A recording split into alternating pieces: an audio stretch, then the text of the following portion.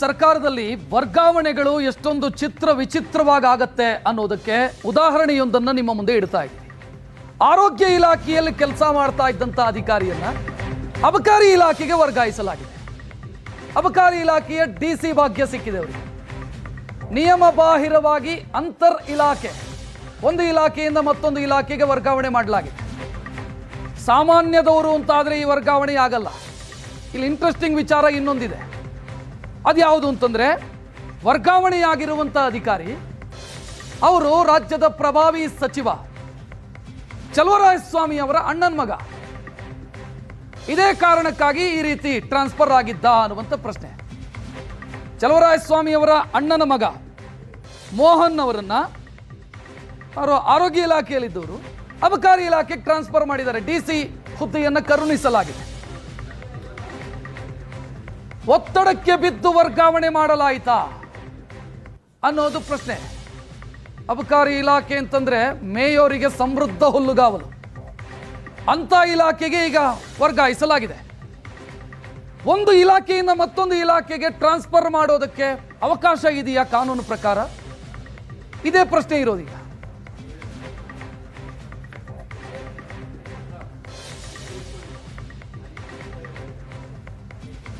ಮೋಹನ್ ಅವರ ಫೋಟೋವನ್ನ ಕೂಡ ನೋಡ್ತಾ ಇದ್ದೀರಿ.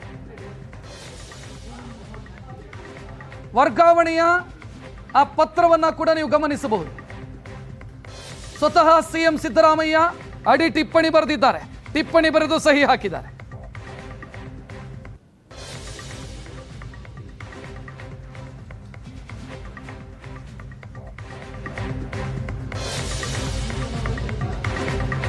ಸಚಿವ ಚಲುವರಾಯಸ್ವಾಮಿ ಒತ್ತಡದಿಂದಾಗಿ ಈ ರೀತಿ ನಿಯಮ ಬಾಹಿರ ವರ್ಗಾವಣೆ ಆಯ್ತಾ ಅಂತ ಪ್ರಶ್ನೆ. ಆರೋಗ್ಯ ಇಲಾಖೆಯಿಂದ ವರ್ಗಾಯಿಸೋದಕ್ಕೆ ಸಿಎಂ ಒಪ್ಪಿಗೆ ಕೊಟ್ಟಿದ್ದಾರೆ.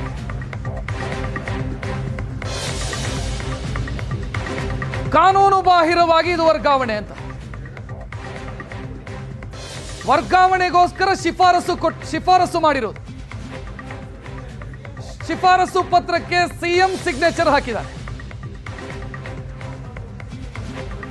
ಸಿಎಂ ಬರೆದಿರುವಂತ ಟಿಪ್ಪಣಿಯನ್ನ ಕೂಡ ನೀವು ನೋಡ್ತಾ ಇದ್ದೀರಿ. ಮಾಡಬಹುದು, ಟ್ರಾನ್ಸ್ಫರ್ ಮಾಡಬಹುದು ಅನ್ನುವಂತ ಶಿಫಾರಸಿದೆ. ಈ ಲಾಜಿಕ್ ಅರ್ಥ ಆಗ್ತಾ ಇಲ್ಲ. ಆರೋಗ್ಯ ಇಲಾಖೆಯಿಂದ ಅಬಕಾರಿ ಇಲಾಖೆಗೆ ಹೆಂಗ್ ಟ್ರಾನ್ಸ್ಫರ್ ಗೊತ್ತಿಲ್ಲ, ಅದಾಗಿದೆ. ಹೆಚ್ಚಿನ ಡೀಟೇಲ್ ನೀಡೋದಕ್ಕೆ ನಮ್ಮ ಪ್ರತಿನಿಧಿ ಆನಂದ್ ಬೈದನ್ ಮನೆ ಫೋನ್ ಸಂಪರ್ಕದಲ್ಲಿ. ಆನಂದ್, ಗೋಕುಲಾಷ್ಟಮಿಗೂ ಇಮಾಮ್ ಸಾಬಿಗೂ ಏನ್ ಸಂಬಂಧ ಅಂತ ಪ್ರಶ್ನೆ ಬರುತ್ತೆ ಇಲ್ಲಿ.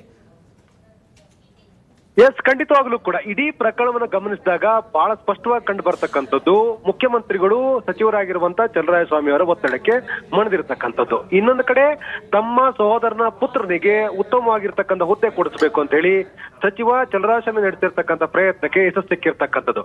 ಇದರ ಮಧ್ಯದಲ್ಲಿ ಇಡೀ ಆಡಳಿತ ವ್ಯವಸ್ಥೆ ದಿಕ್ಕು ತಪ್ಪಿರ್ತಕ್ಕಂಥದ್ದು.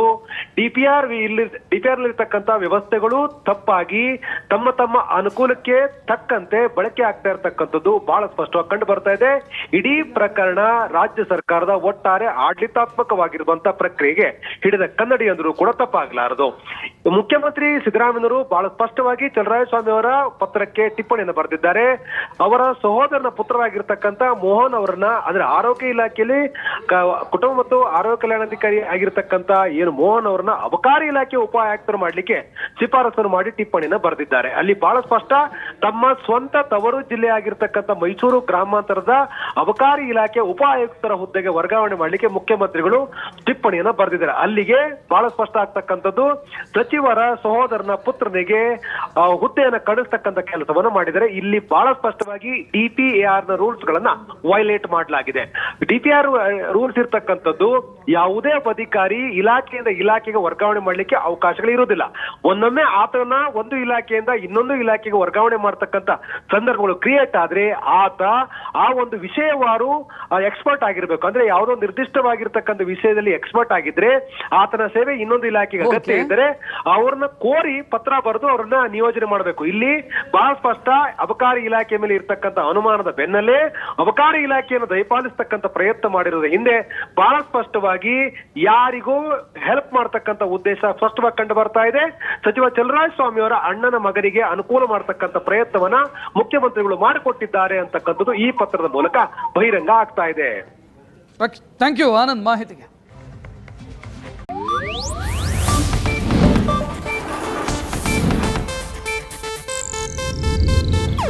ಇದು ಏಷ್ಯಾನೆಟ್ ನ್ಯೂಸ್ ನೆಟ್ವರ್ಕ್ ಪ್ರಸ್ತುತಿ.